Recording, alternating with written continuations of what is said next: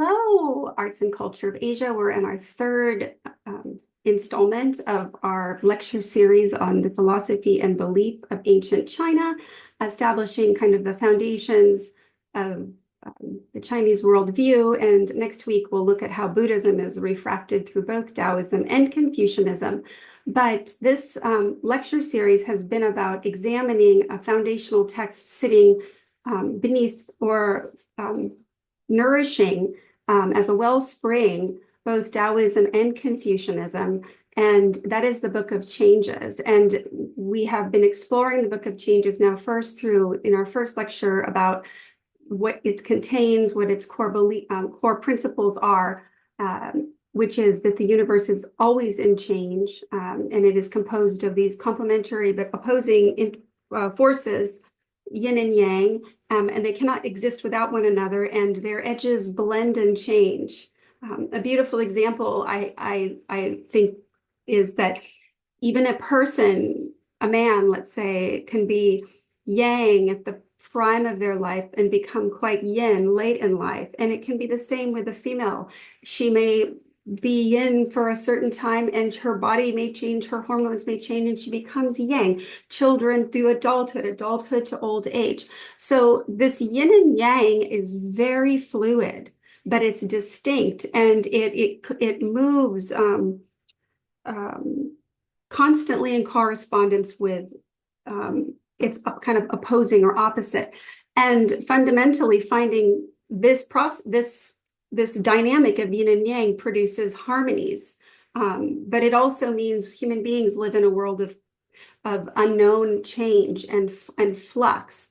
And the Book of Changes is both a divination, quote unquote, divination text for that is based on the principles of these yin yang elements that are related to constants in the world around human beings, but it's also an indeterminate way of asking questions, so that you're not putting yourself in a position of over-determining the answer. And the very possibility of having a more open-ended question is very alien to Western philosophical thinking, but one could argue there's more truth in it if we understand, especially from the Chinese perspective, that human beings have no agency.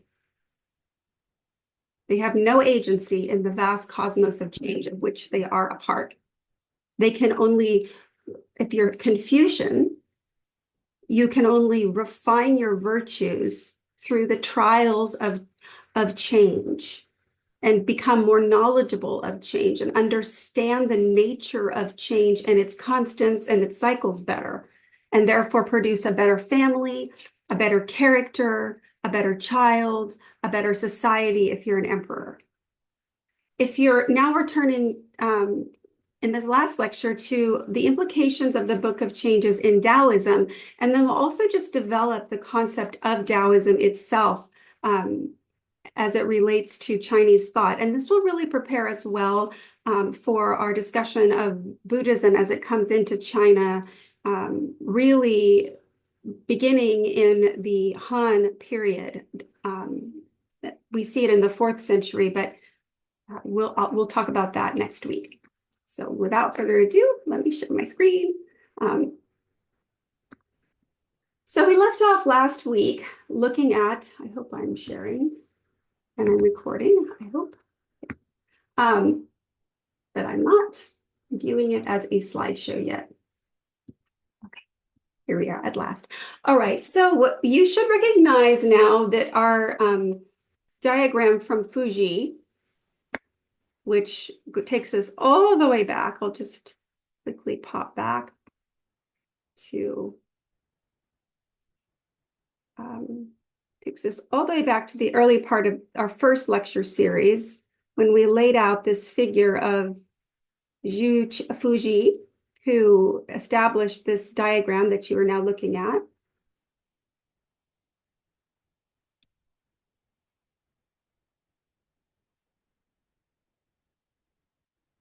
Remember that Fuji looked around the world and had this kind of epiphany that everything in the world was in flux and in change. And he used these single line and broken lines to reflect a yin and a yang, a dark and a light, a moist and a hot, a bright and a shadowy, and so forth, kind of dynamics, which you can review in your in the previous lectures.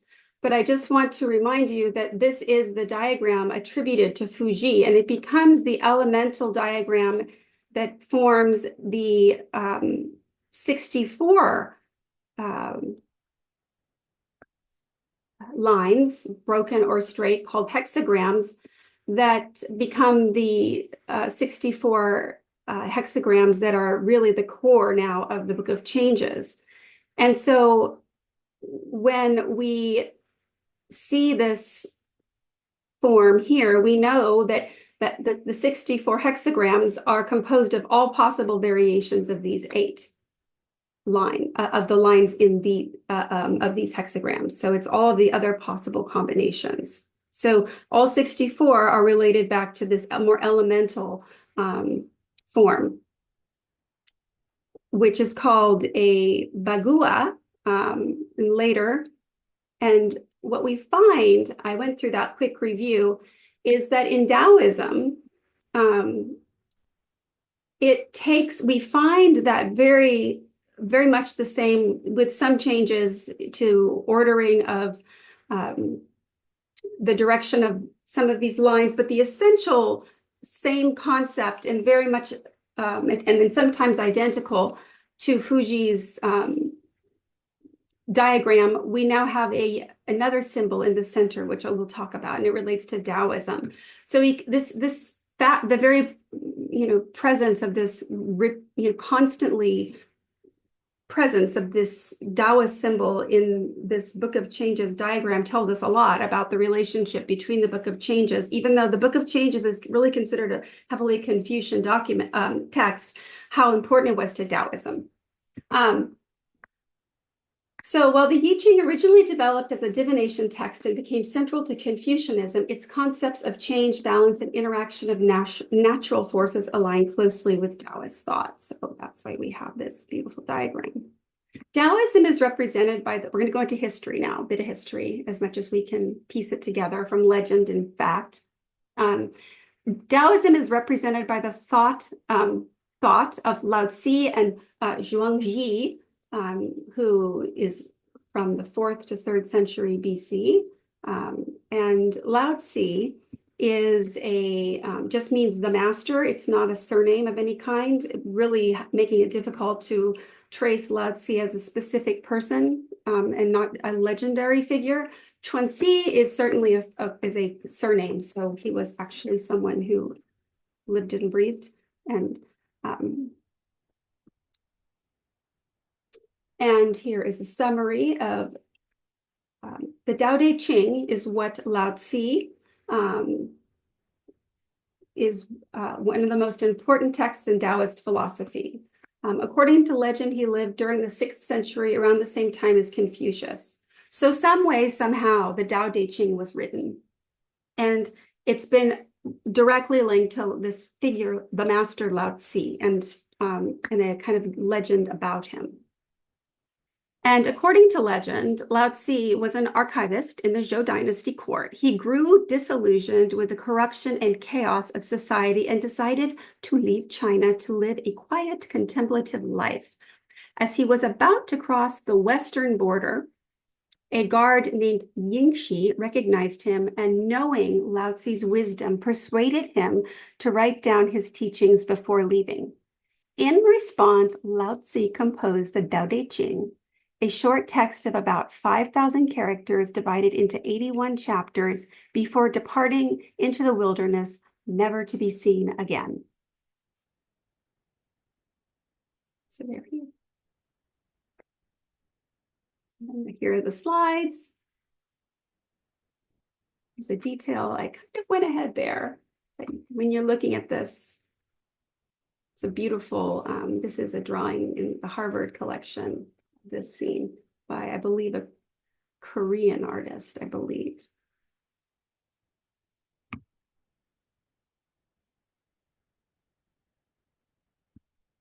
So the Tao Te Ching we're looking here on the left at the oldest manuscript that we have, from 350 to 300 BCE, right?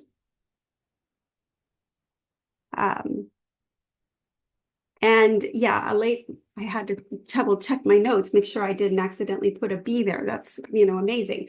And this is, you notice it's these long strips. These are bamboo strips. Paper had not yet been invented. So information was written on these bamboo strips and then bound together. And that was a way of producing a surface to write on and preserve knowledge.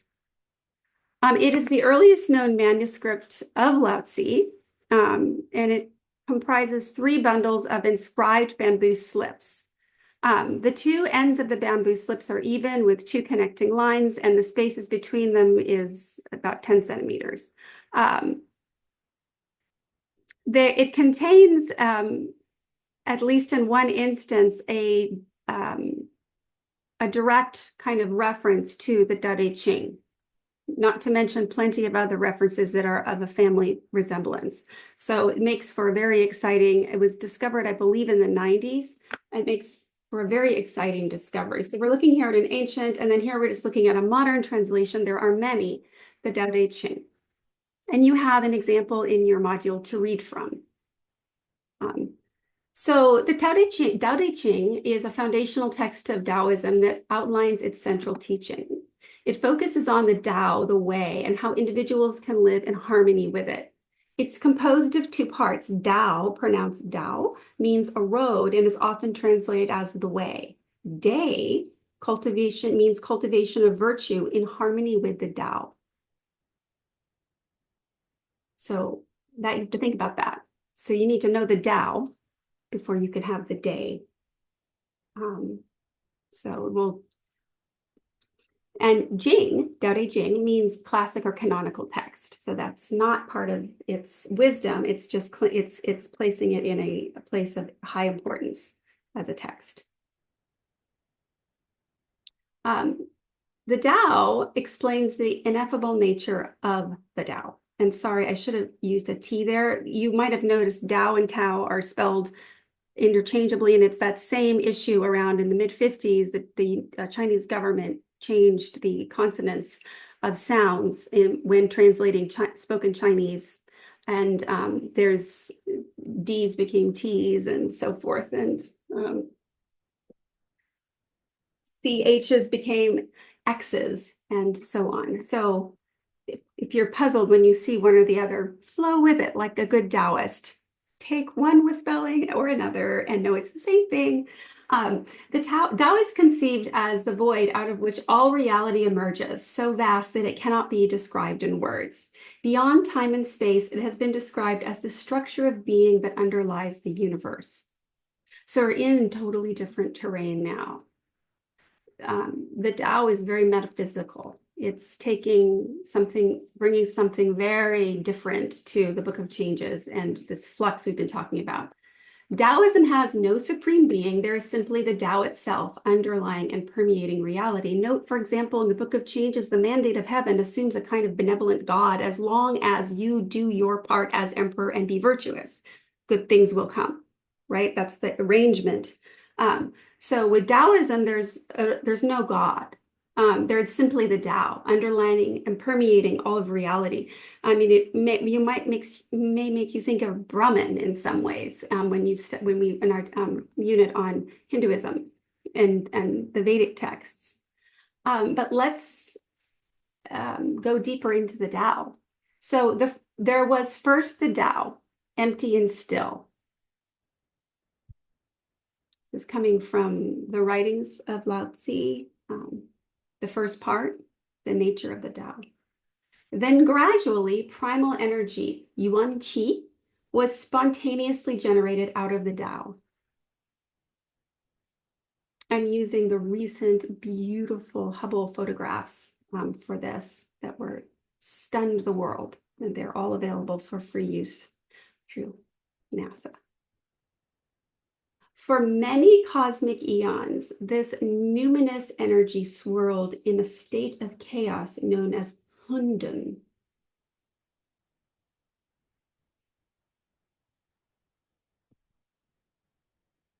The Tao then generated complementary forces known as yin and yang.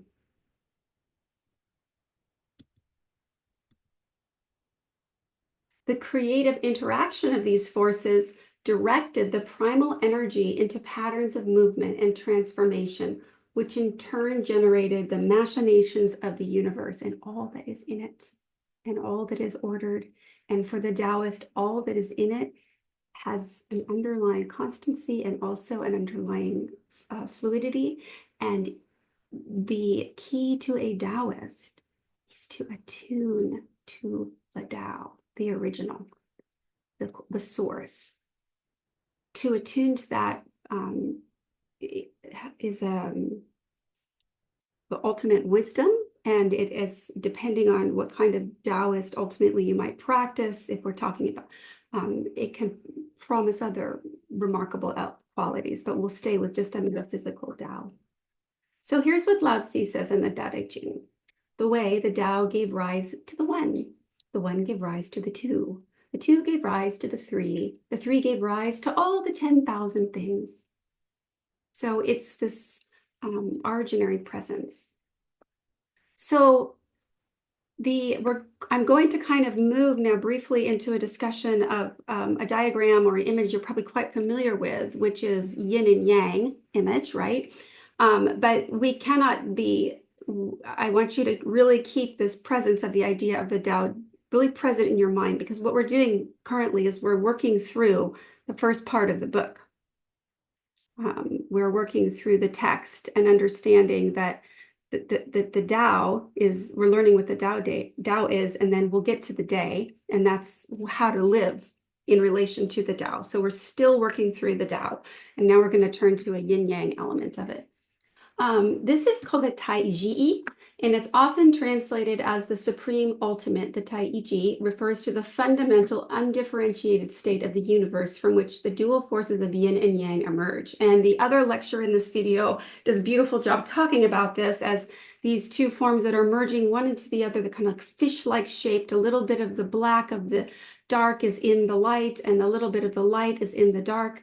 And it represents the source of all existence and the principle of balance and harmony. You can see it's in a continuous state of motion, and there are no hard edges. It's fluid. The Taiji signifies the interconnectedness of opposites, where the Qi, moving everything in the universe, is constantly in flux, but striving towards equilibrium.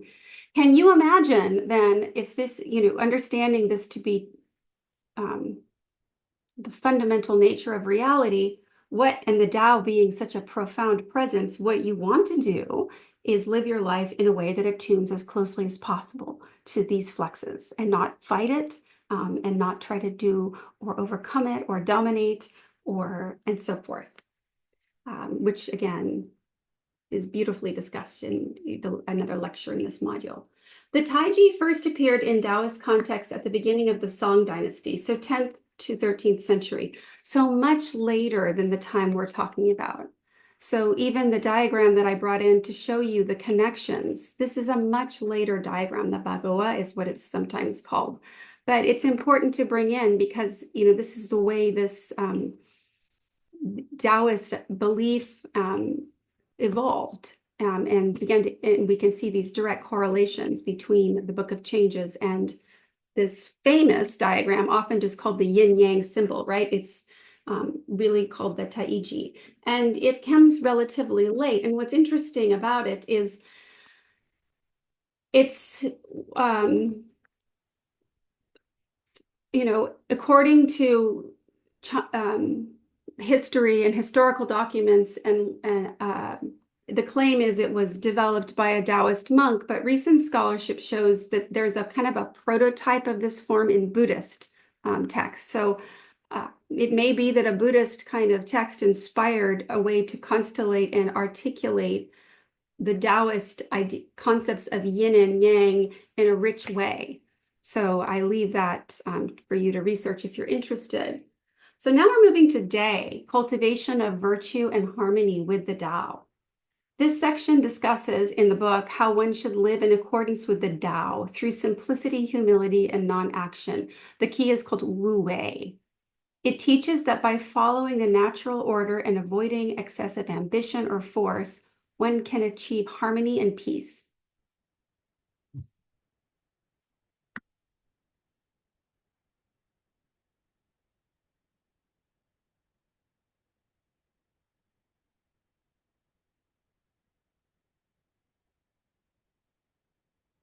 Wu Wei is non-action or effortless action or alignment with the natural flow of the universe without force or resistance. A really nice example was in the video on the next page. The body naturally will float in water if given the chance, and people who don't know how to swim cannot use their body as to float because they're fighting the water. And so look, an infant, I wouldn't recommend you put an infant in water, but it's relatively known that very young children kind of don't have as much of a difficulty learning to swim because they're able to surrender to the water. So that's one of many examples. The river doesn't try to flow up a hill. And so Wu Wei is recognizing what is your element? What element are you in? Whether it's socially, environmentally, politically, what's the element and what is the best way to flow with it? And so it suggests inaction. It emphasizes spontaneity, harmony, and non-interference with natural processes. You obviously don't want to flow with an action that's going to lead to a violence, to harmony, right? So there's a difference. Of course, that's kind of self-evident. Wu Wei is action which natural and unforced, and like how water flows in response to its environment. It seeks to attune to the Tao and its natural energy, always flowing, always changing. Here, water that might have been in a rushing river, might have been falling from the clouds, might have been was mist, and it formed a dewdrop on the end of a beautiful blade of grass. And so you see the variety of shapes water can take. It's very much an exemplary example of Wu Wei. Practicing Wu Wei means being flexible and adaptive to changing circumstances. Like a tree that bends with the wind, individuals should adjust their behavior in response to the moment, flowing with the situation rather than resisting it.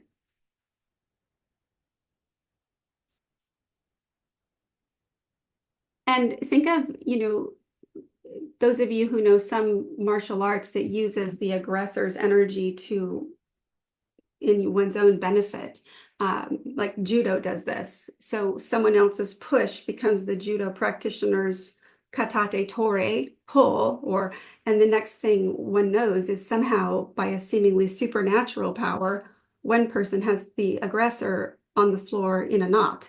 And that's this very deliberate use of energy, in this case, moving with, not against. And this is why a smaller figure might be able to overcome a larger person with more leverage and more weight in the sparring of jujitsu or judo, as just one example. And of course, Bruce Lee, the famous figure in martial arts, has a wonderful video of being like water, yes? And so these are things to, explore and understand about Wu Wei.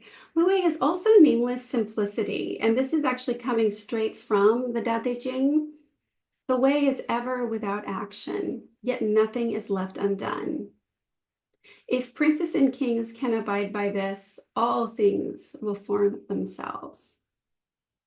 If they form themselves and desires arise, I subdue them with nameless simplicity.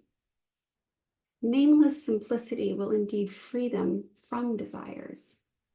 Without desire, there is stillness, and the world settles by itself. In many ways, think of, again, having a great deal of ambition, desires, or unnecessarily complex visions. Simplifying one's approach to life, one can align more easily with a natural flow of the Tao. And this aligns with the Taoist ideal of ziran, or naturalness, which promotes living in accordance with one's true nature. This brings up a whole new discussion, which isn't really part of this module, but if we were in class together, we could talk about it. The question is, do you have a natural gift that you don't really like practicing because you want to be something else. A Taoist would say you should examine that. And what comes most naturally is the least complex and the most in tune with wherever place you are in this beautiful masterpiece of flow and ebbing and changing in this, all generated by Tao.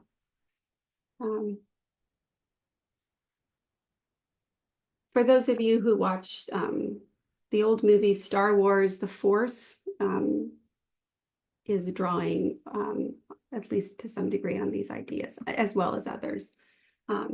So Wu Wei encourages spontaneous and intuitive responses to life rather than premeditated or overly rational action. So here's a really charming calligraphic ink work by a Japanese artist in the style of a Chinese artist, Liang Kai. And just looking at the brushstrokes, we can see the spontaneity of the artist and the fluidity of the brushstroke and a sense of the speed with which he executed this charming, playful figure with this little dancing animal. It looks something like a small type of, I don't know, deer-like form. There's a name for that animal, but it's so small, and inevitably I think of other animals. But anyway, it's this wonderfully playful kind of figure, and the way in which it's been executed is the utmost spontaneity. And one has a feeling, you can't make a mistake with ink, especially ink on silk or paper. It just absorbs. You can't erase it. And so this is in subject and in form, an essay, a very elegant essay on Wu Wei. The figure is spontaneous. And then look at these lines producing the edge of the movement of his hand rising up to what appears to be playing with this little creature. It's done with these extraordinary energetic strokes of the brush, and understanding the different concentration of the amount of water needed to thin the saturation of the ink is deftly understood. The dryness of the brush is understood to get the beard. The flatness and the wetness of the brush is understood to get that smooth, bald, soft thatch of hair. The heavy loaded brush is understood to capture this, it seems that this is the most dense ink here, the most saturated, and this is where the energy is, the movement, and so on. So it's, when you understand Wu Wei, you are able to see so much more in pen and ink, or not pen and ink, just ink, calligraphic ink painting, and this being one example. Not pen, I don't think there's any pen in this at all. So lastly, Wu Wei involves the avoidance of competition and assertiveness. Instead of trying to dominate or outshine others, one should remain humble and seek to coexist peacefully. This element is rooted in the Taoist idea that true strength comes from gentleness and yielding, not from force and aggression.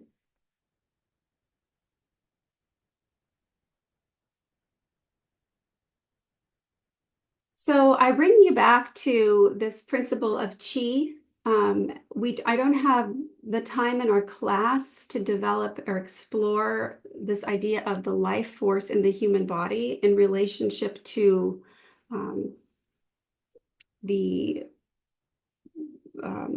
life force motivating all that is in our midst, all from the same elements, and these principles of balance, and the human body being a microcosm of the external world, or the principles that are shaping Chinese medicine, Feng Shui, all of these understandings of the macro and the microcosm, microcosm being you and your body, your rhythms, your elements, your disposition. Are you hot? Are you cold? Are you itchy? Are you sweaty? Conditions of your actual physical body, because it changes, and the world. And this idea of balance, because this is a whole other piece to this and it's linked to qi, this idea of your vital force.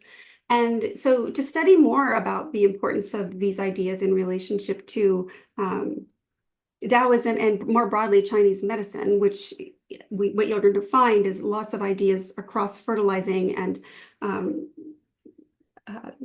And really, when you go back to the Book of Changes, you realize, of course, it's all sitting on top of another kind of system that's establishing a set of elements that we all share and that are always changing. And the chi, the life force, is something that is well worth attending to. But so here is the summary of what I rather clumsily attempted to say to you.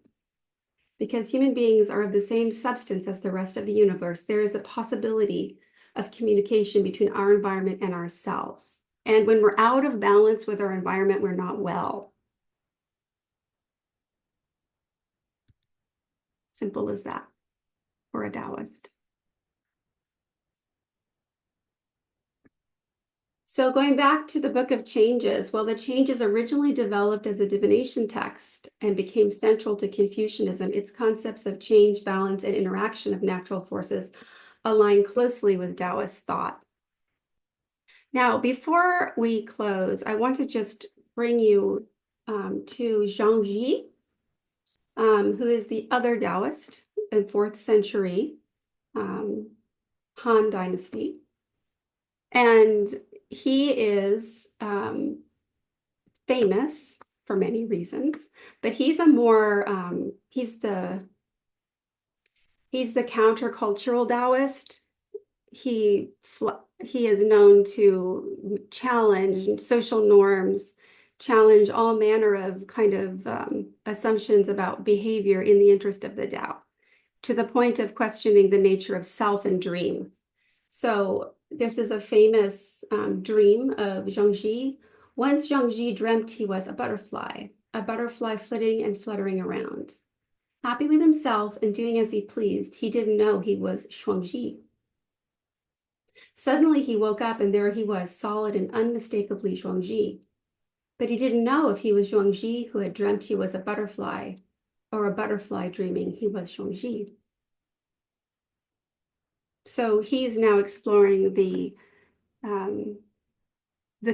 themes of reality, identity, and the fluidity of existence. So we can see how Taoist thinking begins to sound a little bit like the Great Forest Upanishad slightly, without the stability of that Atman running through the transmigratory soul endlessly in samsara. But these questions of this blurred consciousness and states of consciousness, this becomes important. And so that's Zhuangxi is another important figure we can only just scratch the surface of. Here's another image of Zhuangxi's butterfly dream here.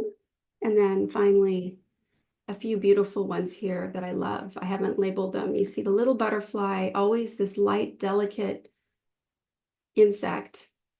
And then the heavy, sleeping, lumpy, weighted down figure. And the contrast of weight and weightlessness. Which is true? Are you the weight or are you the weightlessness? If you're dreaming that you are the butterfly, that's the question. And so these are, if you think of Taoist principles as becoming so connected to the Tao, what is your consciousness? Which are you? These kinds of really, and these become deeply philosophical questions, of course. So I'll close with that. And I hope at the, what remains in your mind in the most clearest of terms is Wu Wei, and what that is, and how that can lead to, from the Taoist perspective, a life that's lived fruitfully and fully and with great satisfaction through this wisdom of Wu Wei. Okay, so I think share. So thank you all for your attention through these 3 videos, and I look forward to seeing you next week with our unit on Buddhism. Buddhism comes to China.